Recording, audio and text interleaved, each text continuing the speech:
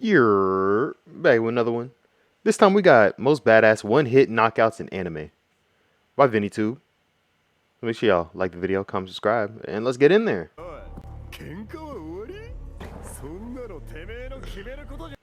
Bro, I'm tired of seeing these Tokyo Revengers clips. I need to watch it, and it's my fault. Like it's crazy. I'm getting mad at myself. However, even when the victim isn't a top-tier fighter, seeing unadulterated destruction like this makes me so happy. After all, the victor does get his oftentimes defining moment in the show, something which fans will talk about for years to come. So in this video, I'll be sharing some of my favorite one-hit knockdowns in anime. Let's not waste any more time and jump into the list. No rankings this time, and I hope you enjoy it. We start off. You know what I'm thinking, actually? I'm thinking that I'm going to be very disappointed when I actually watch Tokyo Revengers because it's been so hyped up because I keep seeing it on these lists, and I'm like, bro, it's got to be awesome. Everyone keeps talking about it. So I swear, if I'm disappointed, I'm going to be pissed. I'm going to be so, like, I should have just watched it when I first thought about it. It was like, oh, it was a cool concept in that one video I put up. I'm probably not going to look it up, but if I do find it, it's going to be right there above my eyes, right here, right? I'm probably not going to find it, though. I don't remember what video that it was. With what I'd call a defining moment for Hunter x Hunter. I just started, or not just, it was a little bit ago. I stopped watching it again, but I've been rewatching the Hunter exams. I'm going to continue, by the way, but I've been rewatching the Hunter exams, came through this part, and I was like, bruh. The entire feel of a show can change in just a single moment. Killua was such a badass. It takes for people to realize that, hey, this might not be a typical anime after all. Hunter x Hunter has got a lot of these moments, and by the time Killua vs. Jonas happened, people already knew they're staring at a gem of an anime. That still doesn't diminish the impact of this fight, especially given what happened. How often do you see someone one-shot anyone by literally ripping his heart out? This moment probably solidified the fact that Hunter x Hunter isn't your typical shonen if it hadn't been already. It's not afraid to pull its punches, and it's not every day you see these kinds of anime go past the bounds of standard shonen violence and give us such a graphic display of destruction, all while one of the good guys looks unfazed doing it. This moment caught some people off guard, and I sure think that statement still holds true to this day. What a way to assassinate someone. Hey, y'all gonna hate me for this, but York New City is the best arc in Hunter x Hunter, followed by the Hunter exams, then the Chimera Ant arc, then Greed Island. I said it. Greed Island, it was my least favorite. I was like, bruh, can this end? This is a training arc. I was like, dog, can y'all focus on the task at hand? Greed Island was still cool. Like, I still love all the arcs in Hunter x Hunter, but I'm just saying, like, it was my least favorite out of them all. Each often lost in the footnotes is the next moment on our list. Oh my gosh, this was so quick. I forgot it happened.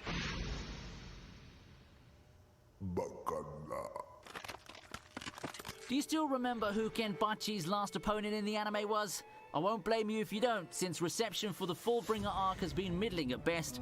I also won't blame you because the fight was over faster than you could make a coffee. Heck, Kenpachi and Giriko spend more time talking than actually fighting.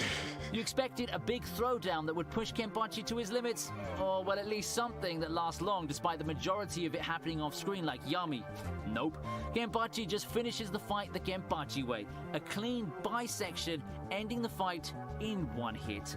Looks like our bloodthirsty friend just got even stronger after the time skip. So much for Giriko. I mean, I would expect that. All those theatrics and blabbering about his powers. Kenpachi don't give a damn. Is this the shortest fight in all of Bleach or what?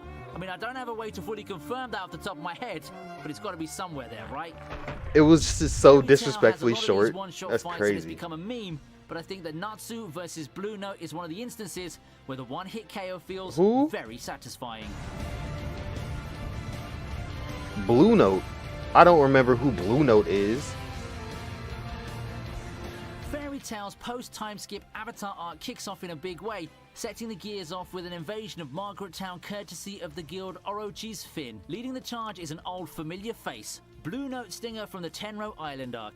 Yes, that guy who gave Gildarts a run for his money is back, And now, our heroes have to take care of him without their most powerful member. Wendy and Sheria find themselves struggling against his gravity magic.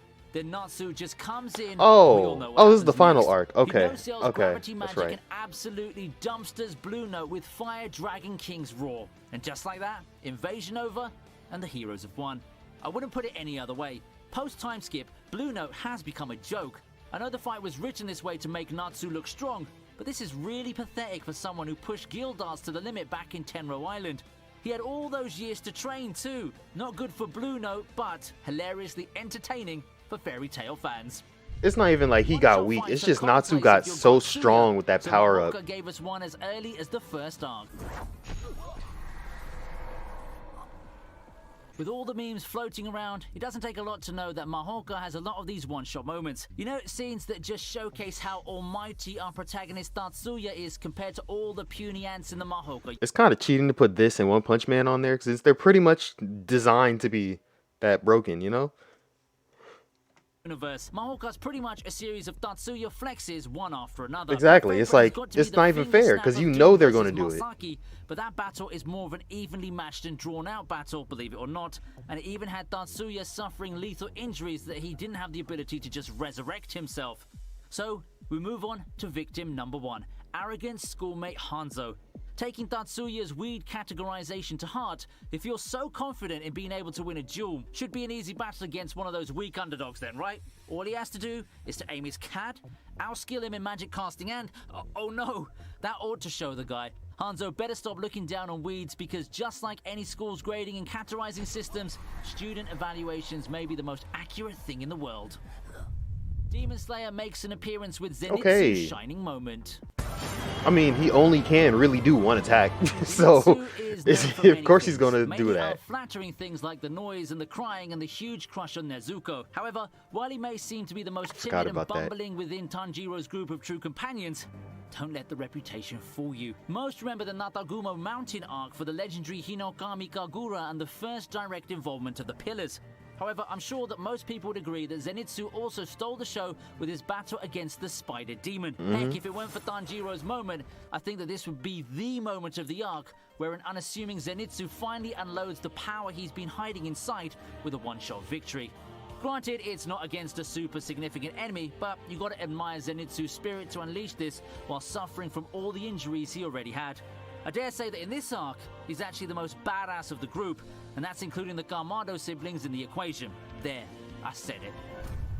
Asta versus Seke's up next, and is this one Seke was just such a... involved one arrogant jerk getting put in their place. Yeah, here's more of that. This his time whole coming from Black Clover. his whole fit Magic was just duels knocked form off one with of the one most punch. fundamental trials for aspiring Magic Knights, so you'd expect a couple of rotten eggs and assholes somewhere in the tournament. Asta faces one such jerk in Seke, who's so confident that he can easily defeat Asta. It's not hard to see why, objectively speaking. Seke's hilarious though, I'm not gonna lie. He has fully prepared Haha! Every time you see him. his impenetrable shield. Too bad for him though. Next up in line is Mikey's one shot on Hanma.